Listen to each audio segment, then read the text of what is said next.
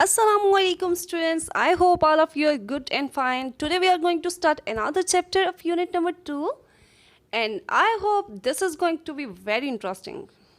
So we are going to start chapter number 4, that is heat. So first of all we are going to study about heat. That what is heat? Heat. Heat is a form of energy that flow from one body of matter to another spontaneously due to their temperature difference. यानी heat आपके पास energy की एक form है जो एक body से दूसरे body के अंदर ट्रांसफ़र करती है, फ्लो करती है और इस फ्लोइंग के लिए उसको कोई ड्राइविंग फोर्स नहीं चाहिए होती है. दिस प्रोसेस इज स्पॉन्टेनियसली, यानी ये प्रोसेस खुद ब खुद होता है. And why this process happen? Because of temperature difference, यानी दो बॉडीज़ के दरमियान टेम्परेचर डिफरेंस होता है. So this process going to be happen and the heat always transfer from a body of higher temperature to a body of lower temperature. Let's see an example that heat flows spontaneously from a hotter body to a cooler body. Okay student, अब हम देखते हैं कि जैसे आपको पता है कि hotter body is a body where the temperature is very high and cooler body is a body where temperature is very low. और heat को हमने पढ़ा था कि heat हमेशा कहाँ से कहाँ फ्लो कर दिए, from a high body temperature to a low body temperature. तो यहाँ पे भी हॉट बॉडी से कूलर बॉडी की तरफ हीट फ्लो करेगी. So this is an example of heat. I hope this concept is clear to all of you. Our next topic is hot and cold. Student, in our daily life we have got interacted with different things. Some of them are cold and some of them are hot. And कैसे पता चलता है हमें कि हाँ भाई ये कैसे गर्म है क्या ठंडी चीज़ है? by using our sense of touch. यानी हमें अपनी सेंस ऑफ टच को यूज़ करते हुए हमें पता चलता है कि या this thing is hot and this thing is cold. Like अगर हम चाय को देखें तो दिस इज़ हॉट एंड इसी तरह आइस को देखें तो this one is cold. But there is a variation in the extent of being hot and cold. कोई चीज़ ज़्यादा ठंडी हो सकती है और कोई थोड़ी कम हो सकती है. इसी इन द सेम केस कोई चीज़ ज़्यादा गर्म हो सकती है and someone is less hot. But अब आप हर दफ़ा या हर टाइम अपने सेंस ऑफ टच को यूज़ करके ये नहीं बता सकते कि this thing is up to what extent hot और up to what extent cold. Because अगर कोई चीज़ बहुत गर्म है तो आप उसको डायरेक्टली टच नहीं कर सकते. फॉर एग्जांपल इफ़ आई से कि उबलता हुआ पानी है और आप उसे बताओ कि ये कितना गर्म है, तो you didn't touch that one ना. आप उसके अंदर हाथ नहीं डाल सकते और मुझे बता सकते कि हाँ भाई ये इतना गर्म है. सो किसी भी चीज़ की हॉटनेस जो है वो टेम्परेचर पे डिपेंड करती है. Now we are going to study in detail about temperature. Temperature is a measure of the degree of hotness और coldness of an object. Temperature students क्या होता है? अगर कोई भी चीज़ है या इन्वायरमेंट है, आप उसकी हॉटनेस और कोल्डनेस, ठीक है, हॉटनेस मतलब वो कितना गर्म है या कितना ठंडा है, उसकी डिग्री को मेजर कर लें तो that is called the temperature. अब किसी भी चीज़ की टेम्परेचर से मुराद ये है कि या तो कितना ठंडा होगा या गर्म होगा. क्योंकि हमने पढ़ा है कि टेम्परेचर में सिर्फ गर्म ही नहीं हो सकता, इट माइट बी कोल्ड और might be hot. In our daily life, there are different things in our surrounding, and all of these quantities, all of these things are measurable, and different scales are used to measure them. But when we are talking about temperature, obviously this is also measurable, and we use different scales to measure it. So the three commonly used scales are Fahrenheit, Celsius and kelvin. ये वो तीन scale हैं students जिनसे हम temperature को measure करते हैं. So we are going to study in detail about all these three scales. Student, as we say that everything in our surrounding is measurable, so obviously there are some units in which the quantity is measured. So basically unit is a standard measure which is used to express amount of something. यानी units हमारे पास क्या होते हैं? वो standard major होते हैं जिसमें हम किसी चीज़ की क्वांटिटी को एक्सप्रेस करते हैं. अब अगर हम बात करें टेम्परेचर की तो ऑब्वियसली हम भी उसको कुछ यूनिट में मेजर करते हैं and these unit are Celsius, Fahrenheit and Kelvin. So first of all we are going to talk about Fahrenheit scale. Fahrenheit scale is developed by Daniel Gabriel Fahrenheit in 1724. अब आपने देखा कि जिस तरह जो भी इस बंदे ने इसको डेवलप किया था उसका नाम में फ़ारेनहाइट आ रहा है, तो उसी के नाम से स्केल का नाम भी फ़ारेनहाइट स्केल रख दिया गया था. ये बहुत यूज़ होने वाला स्केल है. अगर हम बात करें वाटर के बॉइलिंग पॉइंट और फ्रीजिंग पॉइंट की, यानी बॉइलिंग पॉइंट जिस पे एक ऐसा टेम्परेचर जिस पे पानी उबलना स्टार्ट कर देता है एंड अ फ्रीजिंग पॉइंट एक ऐसे टेम्परेचर जिस पे वाटर जो है वो फ्रीज होना स्टार्ट कर देता है. This are called, one is called boiling point and the other is called the freezing point. So Fahrenheit scale में बात करें तो इसका बॉइलिंग पॉइंट जो अकर होता है वो 212 फ़ारेनहाइट पे होता है and it's freezing point occur at 32 Fahrenheit. So this is all about Fahrenheit scale. Now the next is the Kelvin scale. Kelvin scale is developed by William Thomson Lord Kelvin and named after the name of this scientist, that is Kelvin scale. So student, Kelvin scale आपके पास possible coldest temperature को measure कर सकता है जिसको हम absolute zero भी कहते हैं and that is -273 degree centigrade. The next scale is the Celsius scale. Celsius scale is developed by the Andreas Celsius and named after the name of this person. So this is most used या most commonly used temperature scale all over in the world. अगर हम इसका comparison दूसरे scale से करें, that is the Kelvin scale and the Fahrenheit scale, तो ये सबसे ज़्यादा use होने वाला scale है all over the world. Based on water freezing at 0 degree centigrade and boiling at 100 degree centigrade. So basically ये जो scale है ये 0 डिग्री से 100 डिग्री सेंटीग्रेड के दरमियान है. मतलब 0 डिग्री सेंटीग्रेड से स्टार्ट होता है जो कि वाटर का फ्रीजिंग पॉइंट है और it's ends at 100 degree centigrade, that is the boiling point. So basically it's based on the freezing and boiling point of water. अब हमने 3 स्केल्स के बारे में पढ़ लिया है, that is Celsius, Fahrenheit and Kelvin scale. Now we are going to study about कि अच्छा ये सारे scales used कहाँ होते हैं. So these scales are used in a device that is going to measure temperature and the name of the device is thermometer. So we are going to study about thermometer, that what kind of thermometers are available and how can we measure temperature by using thermometer and the rest of all things related to the thermometer. Thermometer. A thermometer is a device that is used to measure the temperature of body. यानी thermometer एक ऐसी device होती है जिससे body का temperature measure किया जाता है. थर्मोमीटर के अंदर बेसिकली 2 एलिमेंट्स होते हैं जो बेसिक होते हैं थर्मोमीटर के. One is the temperature sensor, यानी एक वहाँ पे बल्ब होता है मर्करी थर्मोमीटर के अंदर जिससे हम टेम्परेचर को सेंस करते हैं, यानी टेम्परेचर कितना है, and the scale that reads the temperature. और दूसरा उसके अंदर स्केल होते हैं जो टेम्परेचर को रीड करते हैं. स्केल मैंने बताए थे आपको टेम्परेचर के कौन कौन से थे, केल्विन, फ़ारेनहाइट एंड सेल्सियस. अब बहुत सारे थर्मोमीटर हमारे पास हैं. डिफरेंट थर्मोमीटर के अंदर डिफरेंट स्केल हो सकते हैं. माइट भी किसी के अंदर सेल्सियस स्केल हो, किसी के अंदर फ़ारेनहाइट स्केल हो या किसी के अंदर केल्विन स्केल हो. अब हमारे पास डिफरेंट किस्म के थर्मोमीटर्स हैं जिसमें alcohol thermometer, biometal mechanical thermometer है, गैलिलियो थर्मोमीटर है, मेडिकल थर्मोमीटर है, थर्मोकपल थर्मोमीटर है, in many other types of. So but in this unit we are going to discuss 3 main types of the thermometer. The first type of the thermometer that we are going to study about is clinical thermometer.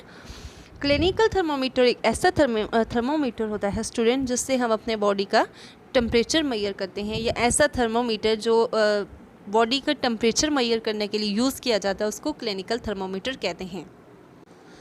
Construction of a clinical thermometer. A clinical thermometer has a long narrow glass tube. Clinical thermometer में basically एक लंबी narrow tube होती है, glass tube होती है. इसके अंदर एक सिरे पे यानी एक एंड पे आपके पास एक बल्ब होता है जिसके अंदर मरकरी कंटेन कर रहा होता है. अब यहाँ पे इस थर्मोमीटर के अंदर यूज़ होने वाला स्केल जो है वो जनरली आपके पास फ़ारेनहाइट स्केल होता है और इसकी रीडिंग जो स्टार्ट होती है आपके पास वो 32 फ़ारेनहाइट से स्टार्ट होती है. और इसी तरह इसकी हर एक जो डिवीजन है वो फर्दरली 180 इक्वल डिवीजन में डिवाइड हो जाती है. और अगर हम सेल्सियस स्केल की बात करें तो इसी तरह ये डिवीजन जो है ये फर्दरली डिवाइड हो जाती हैं और ये 1 सेल्सियस को रिप्रेजेंट करती हैं when it is all about Celsius scale, यानी उसके अंदर यूज़ होने वाला स्केल मैटर करता है. अब क्लिनिकल थर्मोमीटर के एक एंड पे अगर हम देखें तो इसके अंदर एक स्मॉल किंक सी होती है, एक कंस्ट्रिक्शन होती है जो बेसिकली हमारे इसके अंदर जो यूज़ होने वाला मरकरी है उसके लेवल को डाउन होने से बचाती है. ठीक है, इस किंक की फंक्शनिंग यही होती है कि ये उस बल्ब को प्रिवेंट करती है मरकरी लेवल को डाउन होने से. So this is all about the construction of the clinical thermometer. Now we are going to study about how to take reading on clinical thermometer. Reading a clinical thermometer. Wash the thermometer with the antiseptic solution. So सबसे पहले आपने उस thermometer को antiseptic solution से wash करना है. What is the reason why we are going to wash with antiseptic solution? Student, आपने अपनी सराउंडिंग में ऑब्जर्व किया होगा कि एक हॉस्पिटल के अंदर सुबह से लेकर शाम तक 100 पेशेंट्स आते हैं या 100 से भी ज़्यादा आ सकते हैं, ठीक है। अब हर एक पेशेंट के लिए अलग से थर्मोमीटर नहीं आता या हर एक पेशेंट को अलग थर्मोमीटर से चेक नहीं किया जाता, हर एक पेशेंट को एक ही थर्मोमीटर से चेक किया जाता है। अब there is a possibility of infection, हो सकता है कि उससे इन्फेक्शन होना शुरू हो जाए। So to reduce the possibility of infection this antiseptic solution is use, ताकि इन्फेक्शन कम से कम हो। Now the next step is hold the thermometer firmly and shake it to bring the level of mercury below 35 degree centigrade. आपने thermometer को अच्छे से पकड़ना है और उसको शेक करना है, ठीक है। अच्छे से पकड़ने के लिए इसलिए कह रही हूँ कि ये ना हो कि जब आप थर्मोमीटर को शेक कर रहे हो तो थर्मोमीटर नीचे पड़ा हो, ठीक है, गिर ना जाए। सो इसलिए आपने क्या करना है, होल्ड इट firmly, इसे मजबूती से पकड़ना है एंड शेक इट। शेक करने का क्या मकसद है, ताकि मर्करी जो है वो अपने नॉर्मल मार्क से नीचे चला जाए, that is basically 35 degree centigrade. So 35 degree centigrade से ये नीचे चला जाए।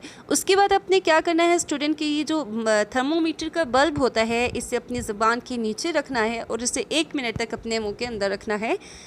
आफ्टर 1 मिनट आपने इसको मुंह से निकाल लेना है और इसकी रीडिंग नोट कर लेनी है। So basically that reading is the temperature of your body. Laboratory thermometer, laboratory thermometer student ऐसे थर्मोमीटर के कहते हैं जो लेबॉर्ट्रीज के अंदर यूज़ किए जाते हैं to note the change in temperature. So laboratory thermometer laboratories के अंदर यूज़ होते हैं। अब हम ये देखते हैं कि लेबॉर्ट्री थर्मोमीटर होते कैसे हैं, यानी क्लिनिकल के बारे में जिस तरह हमने पढ़ा था, इसी तरह हम लेबॉर्ट्री थर्मोमीटर को देखेंगे कि ये होते किस तरह, इनका स्ट्रक्चर कैसा और इसके अंदर स्केल कौन सा यूज़ होता है। तो बेसिकली लेबॉर्ट्री थर्मोमीटर आपके पास एक लॉन्ग नैरो ग्लास ट्यूब होती है और इसके एंड पे एक बल्ब होता है जिसके अंदर आपके पास मरकरी कंटेन कर रहा होता है। और क्लिनिकल थर्मोमीटर के अंदर हमने जैसा पढ़ा था कि उसके अंदर जो स्केल यूज़ होता है that is Fahrenheit scale.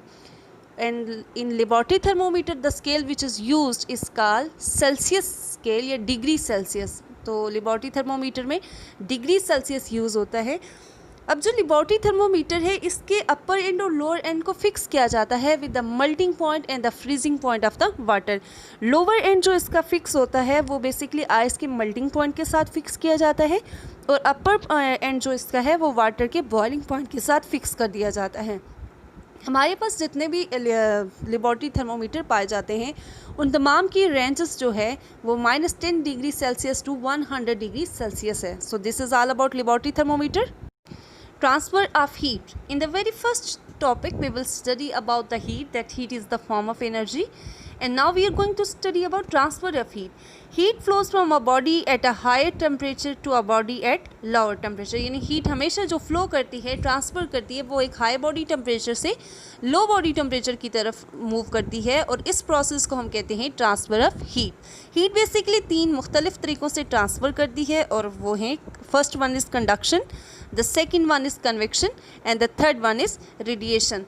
Now we are going to study about these 3 different ways in which heat transfer. Units of heat. When we said that everything in our surrounding is measurable, obviously there are some certain units in which the quantities are measured. ठीक है, हम अपनी इर्द गिर्द जितनी भी चीज़ें देखते हैं हम कहते हैं कि वो तमाम की तमाम मेजरेबल है, हम उनको मेजर कर सकते हैं। अब चीज़ों को मेजर करने के लिए उनके लिए कुछ स्टैंडर्ड यूनिट्स होते हैं जिनमें उनको मेजर करते हैं। इसी तरह अगर हम हीट की बात करें तो हीट के लिए भी जो स्टैंडर्ड यूनिट है जिसमें हम उसको मेजर करते हैं दैट इज़ जॉल। सो इसको रिप्रेजेंट जे से करते हैं।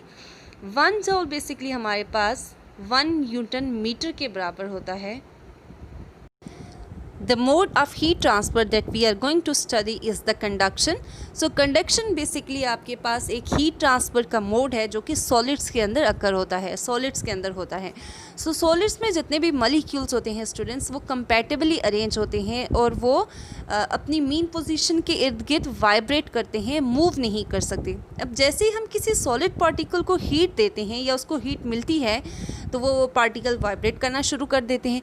अब ये vibration ट्रांसफ़र होती रहती है from one molecule to other molecule, लेकिन जब भी ये हीट एनर्जी पास होती है एक मॉलिक्यूल से दूसरे मॉलिक्यूल में, तो जो भी मॉलिक्यूल है जो हीट ट्रांसफ़र कर रहा है वो बेसिकली मूव नहीं करता, वो अपनी ओरिजिनल पोजीशन में रहता है और जस्ट वाइब्रेट करता है। इसी तरह हीट ट्रांसफ़र हो जाती है from a very higher end to a lower and.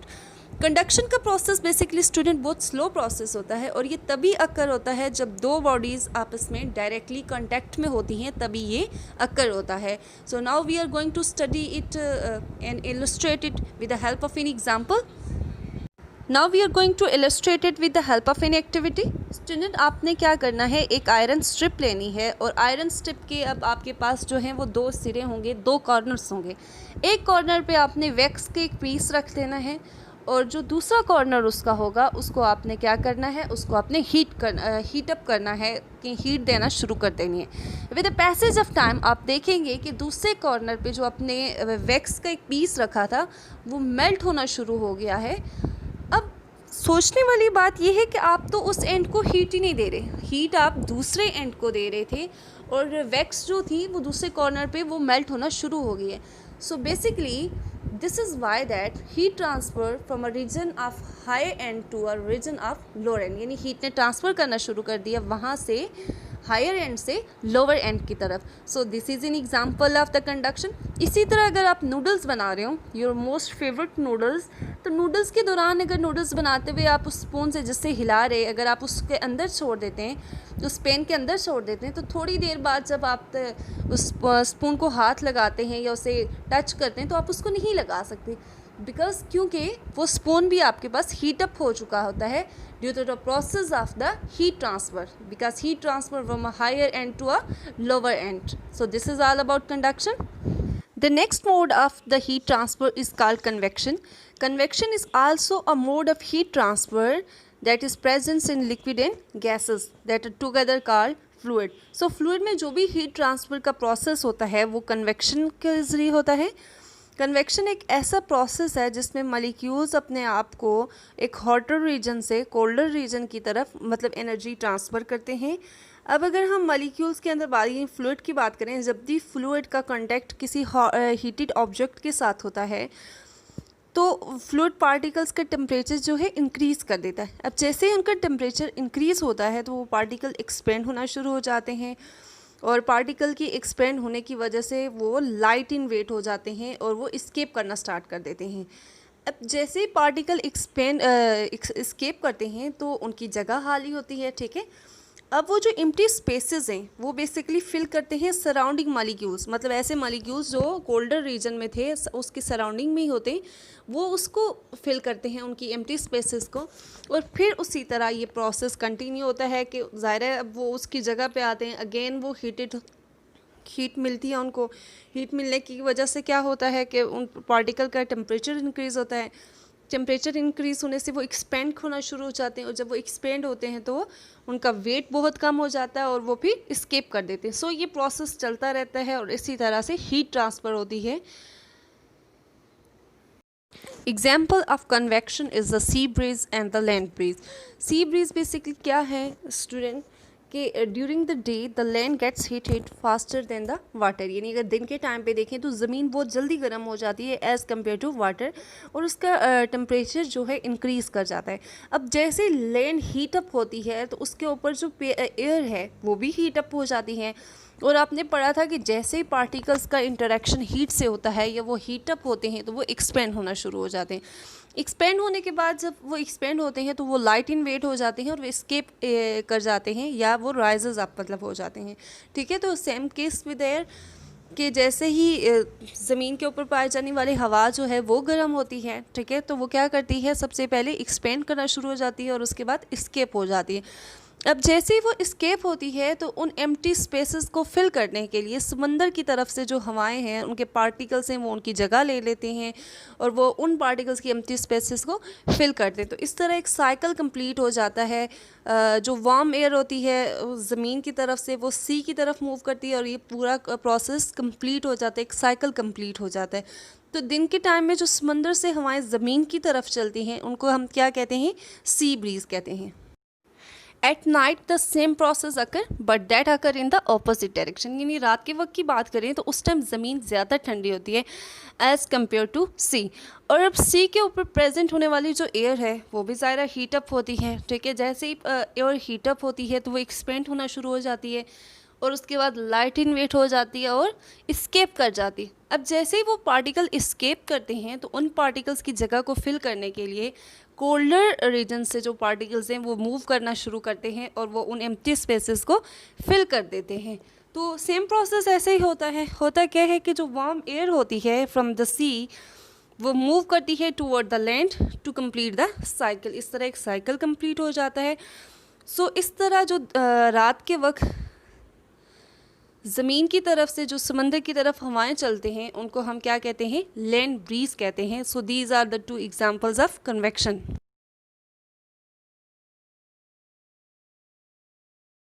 Now the next mode of heat transfer is called radiation and this is the last mode of heat transfer. So radiation heat transfer का वो mode है जिसके जो बगैर किसी medium के होता है, मतलब वैक्यूम हमारे पास होती है उसके ज़रिए हीट ट्रांसफ़र होती है। वैक्यूम का मतलब ये है कि हमारे पास कोई मीडियम नहीं होता है जैसे एयर या वाटर। सो ऐसे हीट ट्रांसफ़र के मोड जिसके अंदर हमारे पास कोई मीडियम जैसे पानी या हवा ना हो, वैक्यूम के ज़रिए है, उसको हम क्या कहते हैं, रेडिएशन कहते हैं।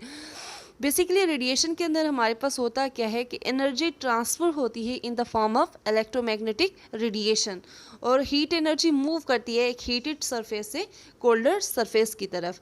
अच्छा, याद रखिएगा कि रेडिएशन का जब जब प्रोसेस होता है वो बगैर किसी मीडियम के होता है, वो वैक्यूम में अक्कर करता है। सो अब हम देखते हैं एग्जांपल्स रेडिएशन की। तो रेडिएशन की सबसे बड़ी जो एग्जांपल है हमारी, दैट इज़ सन।